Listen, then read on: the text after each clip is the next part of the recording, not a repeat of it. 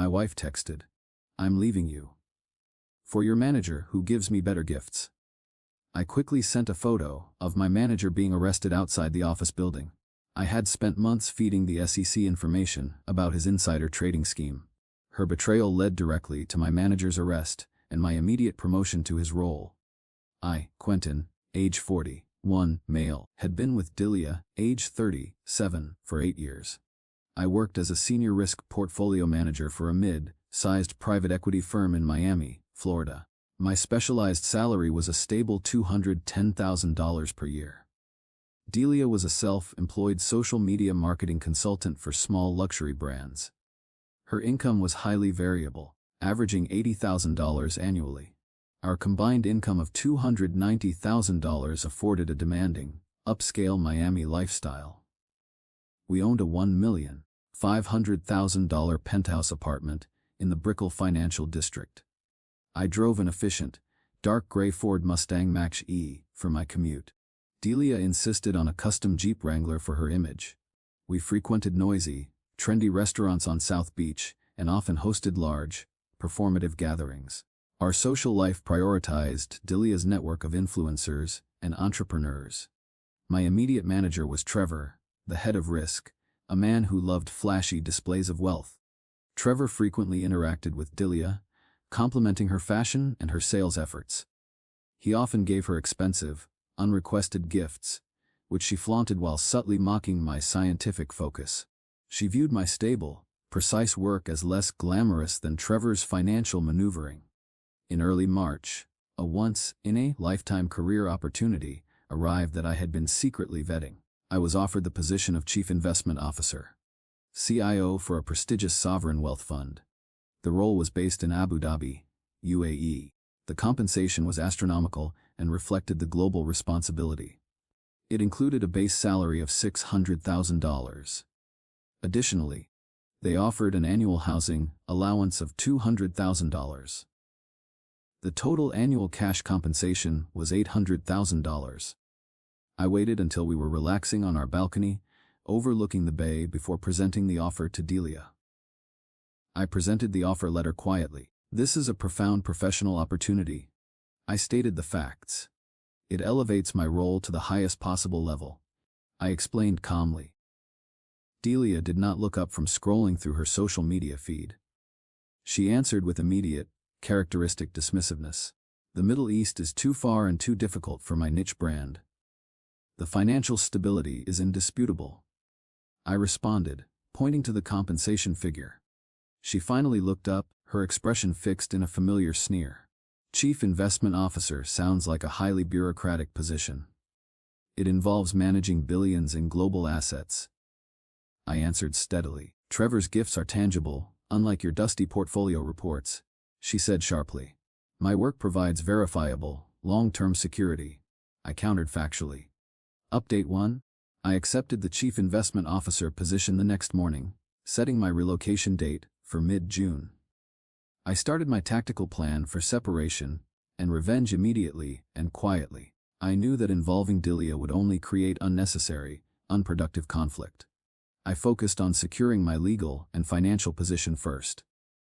Delia continued her public, casual dismissal of my career ambitions.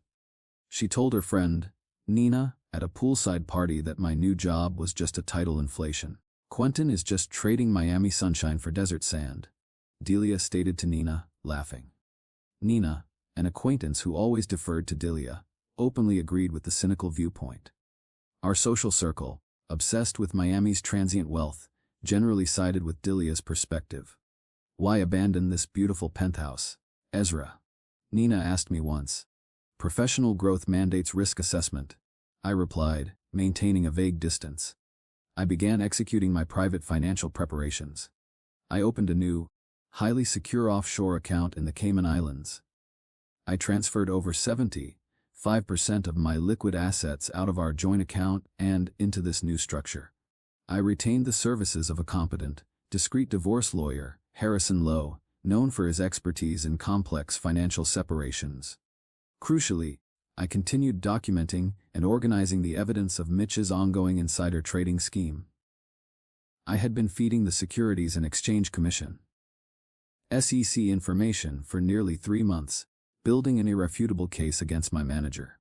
Update 2. The turning point arrived abruptly in late May, initiated not by me, but by Delia. The final pieces of my SEC file were submitted that Monday morning. That afternoon, I received a text message from her while working at my office desk.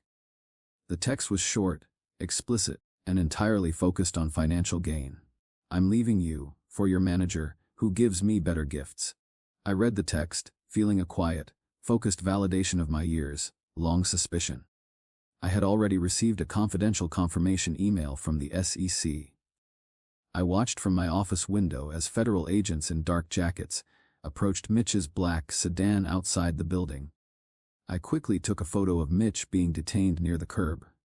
I sent the photo back to Delia, accompanying it with one concise sentence: "Your manager is currently being arrested." I then immediately walked into the CEO's office and presented my resignation for the Abu Dhabi move and the complete evidence of Mitch's felony. The CEO was already aware of the internal suspicion regarding Mitch. He immediately terminated Mitch and offered me the position as the interim head of risk. "Your integrity and foresight are impressive, Quentin," the CEO said. I chose the promotion and self-respect, a decision cemented by her betrayal. Update 3. The immediate fallout was severe for Delia. Centered entirely on the humiliation of the arrest, her plan to secure a wealthier partner dissolved instantly and publicly. The expensive, showy gifts Mitch had given her were soon seized by federal marshals. The news of the arrest, and my simultaneous rise, spread like a shockwave through the Miami financial and social circles. Delia quickly cycled through frantic anger and deep denial. She called me repeatedly, demanding I get the photo taken down and accusing me of causing the catastrophe. "You deliberately ruined his entire life," she texted me angrily. I reported a felony crime to the authorities. I replied factually. She was now publicly linked to an arrested federal criminal. Her few high-profile marketing clients quickly severed their contracts, citing the massive reputational risk. Her business evaporated overnight. I remained calm and clinically focused on the demands of the interim head of risk role. My emotional state was stable and highly focused on performance metrics. The Abu Dhabi move was put on hold, as the firm needed my expertise locally. Moving day arrived 2 weeks later, expedited by the legal necessity of the separation. I hired a specialized moving team to clear my remaining belongings from the penthouse. Delia was conspicuously absent, having flown to New York to consult a lawyer about the seized assets. I left the penthouse, which was now listed for sale by Harrison Lowe, my lawyer. My first detailed view of my life was not in Abu Dhabi, but in my new, larger corner office in the Brickell Tower. I was now the official head of the entire risk department. I moved into a temporary, high-end rental apartment near Coconut Grove, focusing entirely on my new responsibilities. Update 4. I was thriving professionally in the new, permanent leadership environment. The role of head of risk required high-level strategic planning and immediate, clear decision-making. My team, including a smart data analyst named Gabriel, was supportive and respected my ethics. Socially, I embraced my new, elevated status with quiet confidence. I focused on building internal alliances within the corporate structure. Financially, the massive increase in salary and the guarantee of substantial yearly bonuses meant my personal wealth was growing exponentially. I maintained my efficient Ford Mustang Mach-E, but purchased a high-end investment property in Coconut Grove. My lifestyle was now focused on stability and strategic financial growth, not ostentatious display. By late October, 5 months into the role, I achieved my first major success. I successfully negotiated a critical regulatory audit, preventing a major financial penalty. My calm, steady leadership resulted in a substantial mid-year performance bonus of $50,000. This confirmed the company's absolute faith in my competence. Delia's old network, mostly out of necessity, began reaching out with transparent curiosity. Brent, the real estate partner, sent a tentative email. "The head of risk title suits you, Ezra," Brent commented. "I am executing the role effectively," I replied, maintaining professional distance. A few former clients of Delia reached out with thinly veiled questions about my new title and her current status. I remained strictly polite, but entirely reserved, offering no personal information beyond professional pleasantries. Update 5. In January, I cemented my professional success with a major announcement. I was promoted to the highest non-executive position, Senior Vice President, Global Risk Management. I posted a professional portrait on the firm's website and shared the title widely on LinkedIn. The post detailed my focus on ethical and strategic risk mitigation. Delia learned the full, non-negotiable truth about my sudden, massive corporate elevation. The SVP title confirmed that my revenge was not just effective, but incredibly profitable. She had tried to trade me for money, only to lose everything while I gained my rival's position. She sent a series of messages, alternating between demanding explanations and emotional accusations. "You should have left with the basal job," she accused me in a long text. "My competence was required here," I replied directly. "You ruined my professional reputation intentionally," she insisted. I acted with complete corporate integrity. I countered factually. Gabriel, the data analyst on my team, sent me a simple message confirming my merit. "Your promotion was earned by consistent, hard work," he wrote. My sister, Chloe, called me to celebrate my success. "Your focused planning proved all of them wrong, Quentin," she said quietly. Update 6. In mid-February, Delia visited Miami, claiming she was meeting an old client. She contacted me, requesting a final, private meeting to discuss her future. I agreed to meet her at a busy, public cafe near the waterfront, choosing the location for its complete lack of intimacy. When she arrived, she presented a carefully constructed narrative of personal transformation and self-awareness. She claimed she had spent the last year realizing the mistake of prioritizing shallow gain. "I now understand the true value of stability, Quentin," she insisted softly. "That realization is beneficial for your future," I acknowledged neutrally. She insisted she had changed, but I referenced her past actions and her current professional stagnation. I pointed out the failed attempts to secure new marketing contracts she documented on her social media. "Your priorities remain externally focused," I observed calmly. "I just need a supportive partner to stabilize me," she tried to argue. I then referred to the public record of Mitch's conviction, emphasizing the shame she had courted. "You associated yourself with a convicted felon," I stated the fact. She insisted on returning, suggesting her marketing skills could now benefit my high-level position. "I can be the perfect SVP's wife," she proposed quickly. I calmly declined the offer, explaining that the foundational trust was destroyed by her mercenary calculus. "The breach of trust is absolute and final," I stated the fact. "You are denying me a logical second chance," she insisted. "I am simply protecting my substantial assets," I answered, ending the conversation. Update 7. Delia attempted a final, highly disorganized campaign of professional sabotage online. She posted vague claims on several financial forums, implying I had misused company resources during my rapid promotion. She claimed I was a ruthless, manipulative climber. My lawyer, Harrison Lowe, handled the attack with efficient legal precision. Harrison immediately sent a cease and desist letter to the hosting platforms. He provided internal audit records, proving the ethical soundness of my promotion and all resource usage. The claims were removed quickly due to their defamatory nature. Her online claims failed completely and instantly.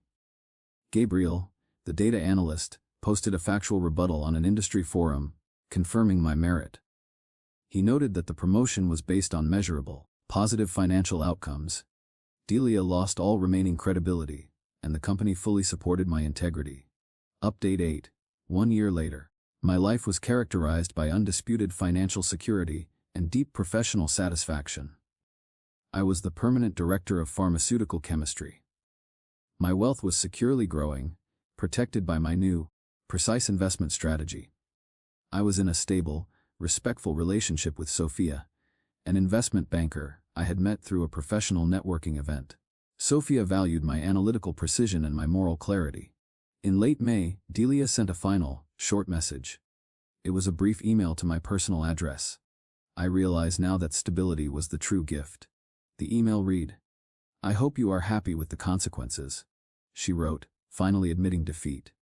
I sent a short, professional, and final reply. "I have achieved complete happiness," I wrote. I immediately blocked the address. The entire past conflict was permanently resolved. Final update: the following winter, I was in Washington, D.C., meeting with various government liaisons regarding global risk exposure. While at a dinner event, I was approached by a distinguished former diplomat, Ambassador Helen Chen. Ambassador Chen was a well-known figure in the Miami social scene and had been a mentor to Trevor. Ambassador Chen apologized to me, her expression solemn. "I regret that Trevor's lack of ethics impacted your career, Quentin." She admitted her own mistake in endorsing Trevor's shallow, showy lifestyle over my quiet, measurable contribution. She confessed that she had been too focused on external image and ignored the signs of his financial instability. I wrongly taught him that appearance was everything. Ambassador Chen stated, "I regret the difficulty you experienced." She added honestly. I accepted her apology, recognizing her genuine remorse for having supported the system that valued image over integrity. I explained that my actions were always driven by the necessary defense of my professional ethics. My reflection confirmed the final, enduring life lesson. Never allow external vanity or the pursuit of ephemeral gifts to dictate your core professional integrity. I moved past the betrayal by calmly turning a planned relocation into a massive, deserved promotion. The quiet, logical closure came from knowing I had won based on verifiable competence, not emotional drama.